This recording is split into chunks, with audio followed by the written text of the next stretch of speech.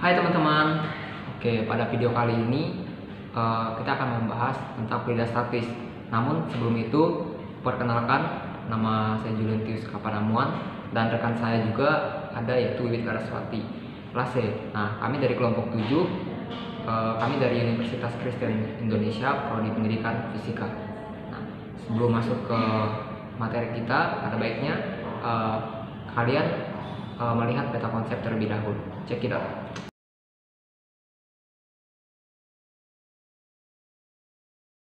Oke, baik. Sekarang kita akan masuk ke dalam materi kita. Yang pertama itu yang harus kita ketahui adalah pengertian fluida statis.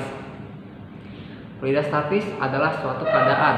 Ingat ya teman-teman, suatu keadaan di mana suatu fluida yang ada dalam keadaan diam. Keadaan diam artinya tidak bergerak pada keadaan setimbang. Setimbang artinya sama, seperti itu. Karakteristik fluida saat diam biasanya membahas mengenai tekanan pada fluida ataupun yang diberikan oleh fluida, yaitu gas ataupun cair. Nah, jadi karakteristik dari fluida ini sendiri atau fluida yang diam itu biasanya membahas mengenai tekanan, teman-teman. Dan tekanan itu yang diberikan oleh fluida bisa gas ataupun cair, seperti itu. Nah, kemudian kita lanjut. Nah, di sini juga ada massa jenis. Massa jenis adalah salah satu sifat penting dari suatu zat, adalah kerapatan atau massa jenisnya. Istilah lainnya adalah densitas. Kerapatan atau massa jenis merupakan perbandingan massa terhadap volume zat, seperti itu. Jadi massa jenis yang biasa kita kenal itu lebih gampangnya kita sebut sebagai berat, teman-teman. Nah, jadi pada saat kita mempelajari fluida statis, kita juga akan mempelajari tentang massa jenis, seperti itu. Karena massa jenis ini dia mempengaruhi ya teman-teman, karena kan ada tekanan juga nantinya. Nah, seperti itu. Secara matematis ada rumusnya di sini dapat ditulis. Nanti kalian bisa lihat gambar di samping. Di sini dapat saya sebutkan bahwa ρ sama dengan M/V, seperti itu. Nah, selain dari massa jenis, kita juga akan melihat berat jenis, teman-teman. Tadi ada massa jenis yang biasa kita sebut dengan berat, sekarang malah ada lagi dengan berat jenis, seperti itu. Nah, berat jenis ini apa? Nah, di sini kita dapat melihat berat jenis merupakan perbandingan kerapatan. Nah, ingat ya teman, garis bawahi, merupakan perbandingan kerapatan suatu zat terhadap kerapatan air. Kalau kalian pernah melihat air dan minyak, nah di situ kalian akan melihat di situ ada perbandingan kerapatannya, teman-teman. Nanti kita akan bahas lebih lanjut seperti itu. Jadi contohnya itu, misalnya ada air dalam gelas. Nah, itu gelas yang berisi air, kemudian kalian kasih minyak. Nah, di situ kalian akan melihat perbedaan kerapatan. Itu adalah perbandingan kerapatan antara air dan minyak, seperti itu.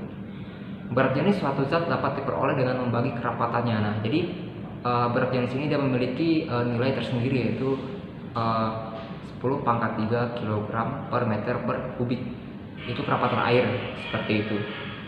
Nah, setelah itu, di sini teman-teman, kita akan membahas tentang tekanan dalam fluida.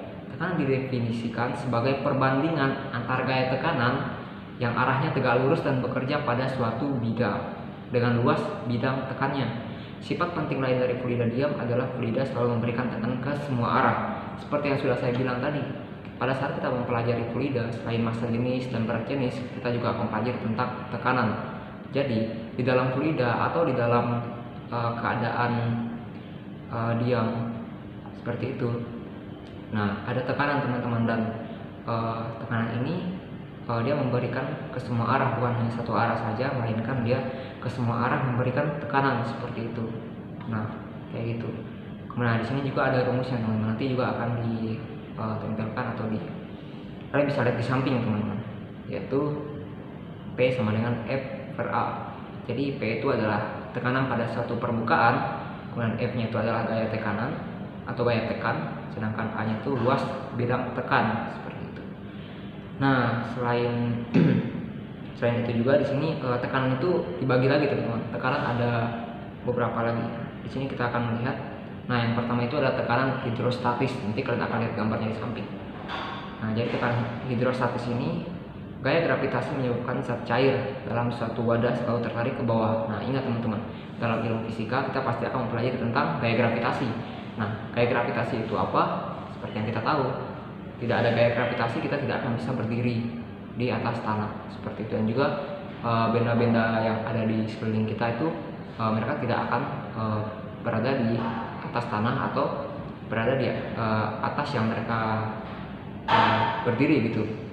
Jadi pada dasarnya kayak gravitasi itu dia menarik ke bawah seperti itu. Oleh karena itu kita tidak melayang ke atas, kita tidak terbang ke atas. Itu gaya gravitasi, teman-teman. Nah, jadi tekanan hidrostatis. Jadi tekanan hidrostatis itu ya ini gaya gravitasi menyebabkan zat cair. Gaya gravitasi menyebabkan zat cair dalam suatu wadah, ingat ya. Dalam suatu wadah selalu tertarik ke bawah. Nah, jadi kalian bisa perhatikan teman-teman. Selain daripada kita berdiri di atas tanah, kita yang tidak melayang dan terbang ke atas. Nah, kalian juga bisa melihat air yang di dalam wadah. Nah, itu kalau kalian angkat seperti ini, terus kalian balik airnya di dalam wadah itu, dia bakal tumpah, dia bakal jatuh di bawah, teman-teman. Nah, itulah gaya gravitasi.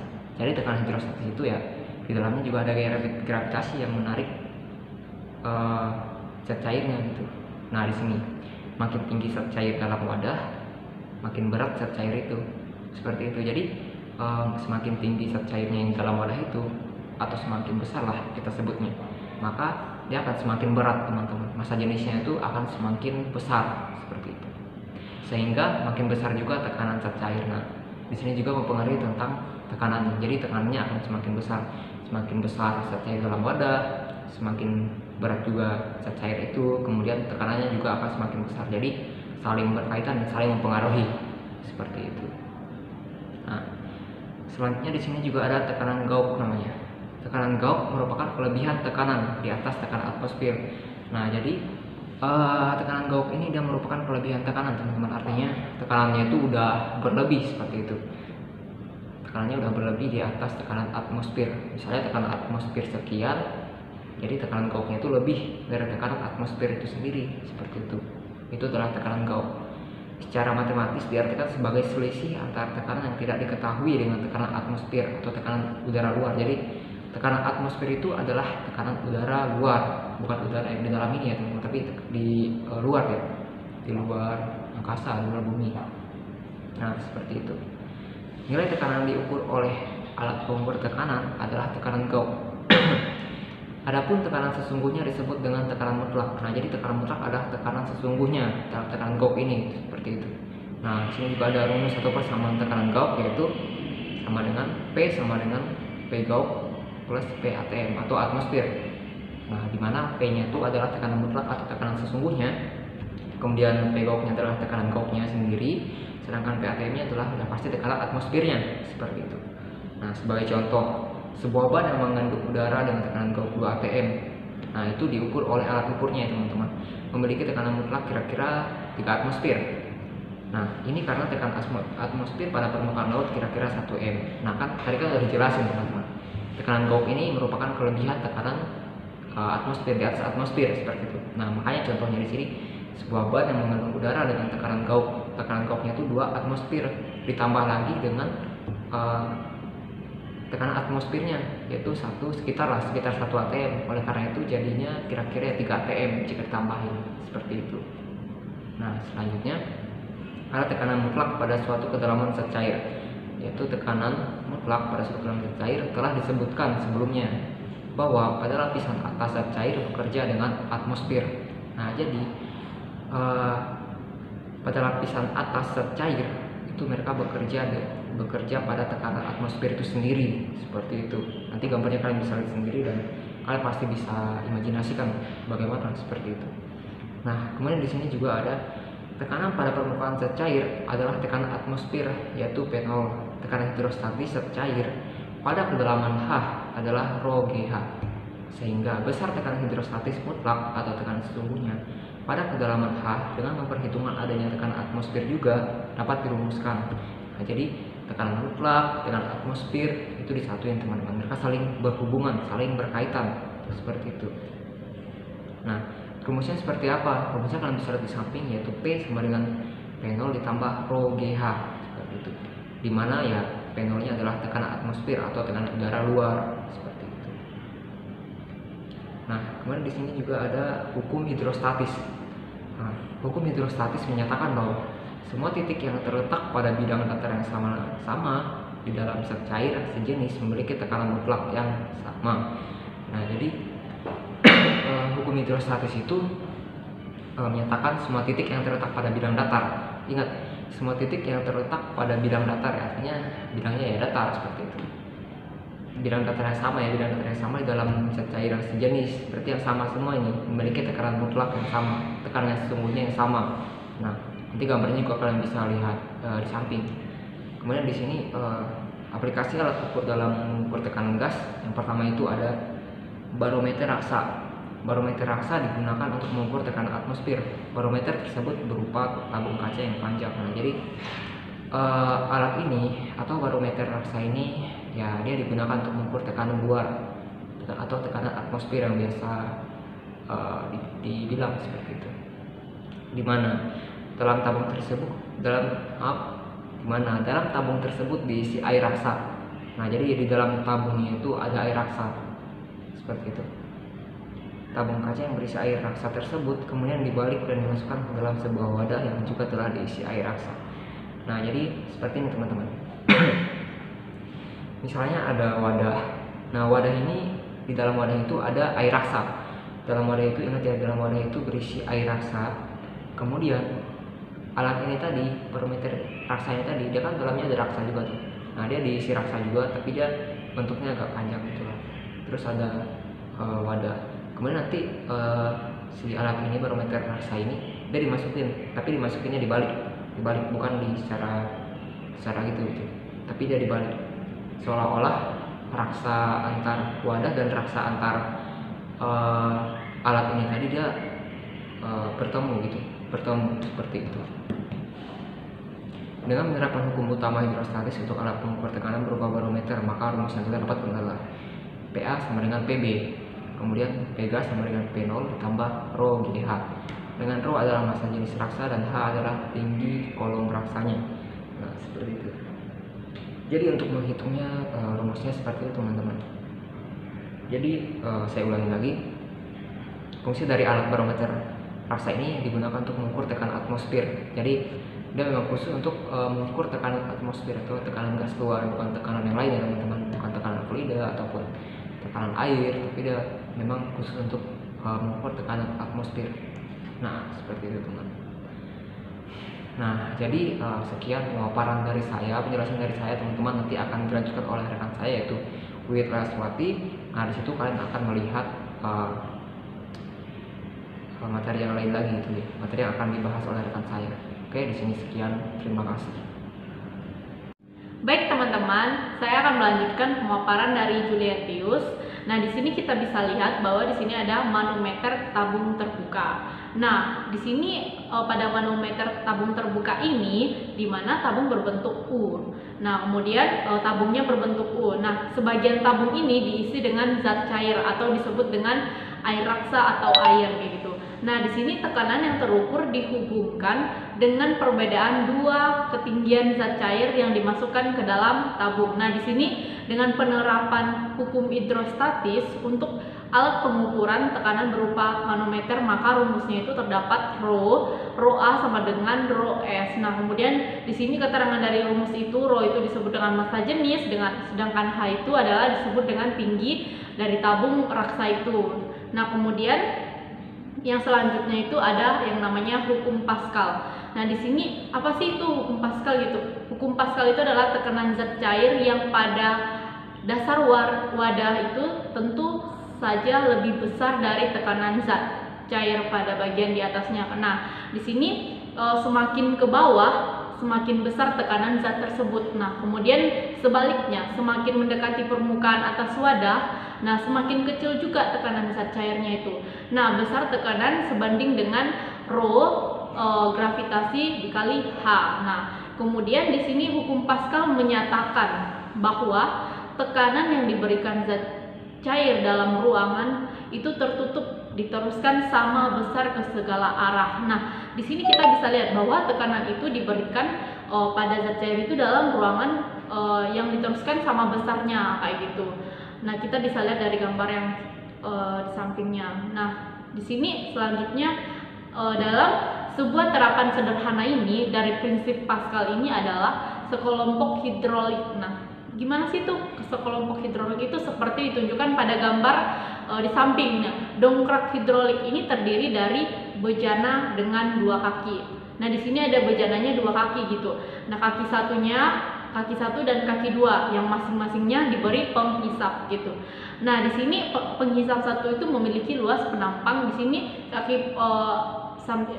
dari gambar itu memiliki satunya luas penampang A1 itu lebih kecil dari penghisap 2 memiliki luas penampang A2 lebih besar. Nah, di sini kita bisa lihat dari gambarnya ini bahwa dalam gambar itu di kaki satu itu memiliki luas penampangnya yang kecil, sedangkan yang besar itu memiliki luas penampang besar kayak gitu. Nah, bejana diisi dengan cairan. Nah, kemudian jika penghisap satu ditekan dengan gaya F1, zat cair akan menekan penghisap satu. Nah, ke atas dengan gaya rho A1. Nah, sehingga terjadi keseimbangan pada penghisap satu dan berlaku rumus. Nah, di sini ada rho sama dengan gaya 1 dan luas penampang 1. Nah, di sini kita bisa lihat rumusnya, dan itu juga bisa juga dengan rho A1 sama dengan gaya 1. Nah, di sini kita bisa lihat lagi. Nah, dari hukum Pascal ini didapat bahwa dengan memberikan gaya yang kecil pada penghisap atau piston atau disebut dengan piston berdiameter atau luas penampangnya kecil. Nah, dalam diperoleh gaya yang besar pada penghisap berdiameter besar. Nah, prinsip inilah yang dimanfaatkan pada peralatan teknik yang membantu pekerjaan dalam kehidupan sehari-hari. Nah, di sini prinsip dari hukum Pascal ini dimanfaatkan dalam peralatan teknik gitu yang membantu pekerjaan dalam kehidupan sehari-hari. Nah, kemudian kita bisa lihat yang keempat itu ada yang namanya hukum Archimedes. Nah, di sini mungkin kita udah tidak asing lagi mendengar tentang hukum Archimedes. Nah, di sini jika suatu benda dicelupkan dalam zat cair mendapat gaya atas sehingga benda kehilangan sebagian beratnya atau beratnya menjadi berat semu. Nah, di sini maka gaya ke atas ini disebut sebagai gaya apung, yaitu gaya atas yang dikerjakan oleh zat cair pada benda. Nah, gaya apung ini terjadi karena adanya perbedaan tekanan fluida pada kedalaman yang berbeda. Nah, di sini munculnya gaya apung itu adalah konsekuensi dari tekanan zat cair yang meningkat dengan kedalaman. Dengan demikian berlaku gitu. Nah, gaya apung sama dengan berat benda di udara dikurang dengan berat benda dalam zat cair. Nah, di sini kalau kita mau membuat benda itu mengapung, gaya apung itu harus berat bendanya di udara itu harus dikurang dengan berat benda dalam zat cair. Nah, selanjutnya itu di sini peristiwa mengapung itu tenggelam dan melayang juga gitu. Nah, di sini dalam peristiwa ketika kita menyelupkan benda dalam air itu ada beberapa peristiwa. Yang pertama itu adalah mengapung, tenggelam, dan melayang. Nah, di sini juga dapat dijelaskan berdasarkan konsep gaya apung dalam berat benda. Nah, pada suatu benda yang tercelup sebagian atau seluruh dari zat cair. Nah, di sini bekerja gaya apung. Nah, gaya apung itu disebut dengan gaya A atau FA gitu. Nah, dengan demikian pada benda yang tercelup dari zat cair ini bekerja 2 buah gaya, yaitu gaya berat atau disebut dengan W itu dan gaya apung itu disebut dengan FA. Nah, di sini pada benda yang mengapung dan melayang terjadi keseimbangan antara berat benda atau disebut dengan W dan gaya apungnya itu sehingga berlaku. Nah, di sini berlaku rumus seperti di bawah ini, yaitu W sama dengan gaya apung. Nah, di sini ketika kita mau membuat gaya itu benda itu mengapung, kita harus membuat gayanya itu atau berat bendanya itu harus sama dengan gaya apungnya gitu. Nah, maka benda itu akan mengapung kayak gitu. Nah, pada benda yang tenggelam atau kalau kita mau dia tenggelam itu adalah berat W itu lebih besar. Berat bendanya itu harus lebih besar daripada gaya apungnya. Nah, di sini kalau kita mau suatu benda itu mengapung atau tenggelam kayak gitu. Nah, di sini yang kita bahas itu adalah tenggelam kayak gitu. Ketika kita mau benda itu tenggelam, maka kita harus membuat benda itu lebih berat daripada gaya yang diberikan kayak gitu. Nah, di sini syarat mengapung dan melayang itu Mengapung dengan melayang itu kan kayak agak setara, tapi kita bisa meningkatkan dalam bentuk apa, gaya bendanya atau gaya usahanya kayak gitu. Nah, di sini syarat mengapung dan melayang itu W sama dengan gaya apung. Nah, sedangkan syarat tenggelamnya berat bendanya itu lebih besar daripada gaya apung kayak gitu. Nah, maka jadilah yang seperti yang kita inginkan, bahwa benda itu akan tenggelam ketika gaya benda atau berat bendanya lebih besar daripada gaya apungnya kayak gitu. Nah, kemudian di sini adalah penerapan hukum Archimedes dalam kehidupan sehari-hari. Kita bertanya-tanya, apa sih penerapan hukum Archimedes itu dalam kehidupan sehari-hari? Kenapa kita perlu mempelajarinya kayak gitu? Nah, di sini hidrometer. Hidrometer itu merupakan alat yang digunakan untuk mengukur massa jenis sebagai zat cair. Nah, di sini hidrometer itu terbuat dari tabung kaca. Nah, kemudian agar tabung kaca terapung tegak di dalam zat cair itu, maka bagian tabung dibebani dengan butiran timbal. Nah, di sini diameter bagian bawah tabung kaca dibuat lebih besar agar volume zat cair yang dipindahkan hidrometer lebih besar. Nah, di sini kita bisa lihat penjelasannya. Nah, kemudian di sini penerapan dalam kehidupan sehari itu Archimedes yang seperti kita lihat kayak gitu, yang seperti kita gunakan kayak gitu, atau yang seperti kita bayangkan kayak gitu, kapal laut kayak gitu. Nah, di sini pasti kita bertanya-tanya, kenapa sih kapal laut itu yang beratnya berat banget gitu ditumbuhi digunakan banyak besinya kayak gitu, kenapa dia nggak tenggelam kayak gitu? Kenapa sih kapal yang begitu berat kayak gitu tidak tenggelam kayak gitu? Yang seperti kita tahu bahwa ketika ketika gaya bendanya atau berat bendanya itu lebih besar daripada gaya apungnya itu, maka dia akan tenggelam. Tetapi kenapa kapal laut itu tidak tenggelam kayak gitu? Nah, sekarang kita akan mempelajarinya di sini. Nah, massa jenis besi lebih besar daripada massa jenis air laut. Nah, kenapa lebih besar? Tetapi mengapa kapal laut yang terbuat dari besi dapat mengapung di atas air kayak gitu? Mungkin dari teman-teman sering bertanya kayak gitu. Nah, di sini kita akan belajar. Nah, badan kapal yang terbuat dari besi itu dibuat berongga. Nah, alasan kenapa kapal laut itu tidak tenggelam karena dia memiliki rongga kayak gitu. Di antara kapal itu ada rongga di antaranya. Nah, makanya dia tidak tenggelam kayak gitu. Nah, ini menyebabkan volume air laut yang dipindahkan oleh kapal laut itu menjadi sangat besar kayak gitu. Nah, gaya apung sebanding dengan volume air yang dipindahkan. Nah, sehingga gaya apung menjadi lebih besar kayak gitu. Nah, karena ada volumenya kayak gitu, maka dia akan gaya apungnya itu lebih besar daripada gaya berat bendanya kayak gitu. Nah, di sini massa jenis rata-rata besi itu berongga dan udara yang menempati rongga masih kecil daripada massa jenis air laut. Itulah sebabnya kapal mengapung. Mungkin dari penerapan kali ini tuh kita bisa menjawab pertanyaan dari teman-teman atau menjawab pertanyaan dari beberapa orang yang mempertanyakan kenapa kapal laut itu yang begitu besar kayak gitu, yang begitu berat rasanya itu ada besi-besi kayak gitu. Kenapa dia tidak tenggelam itu? Akibatnya itu karena dia berongga kayak gitu.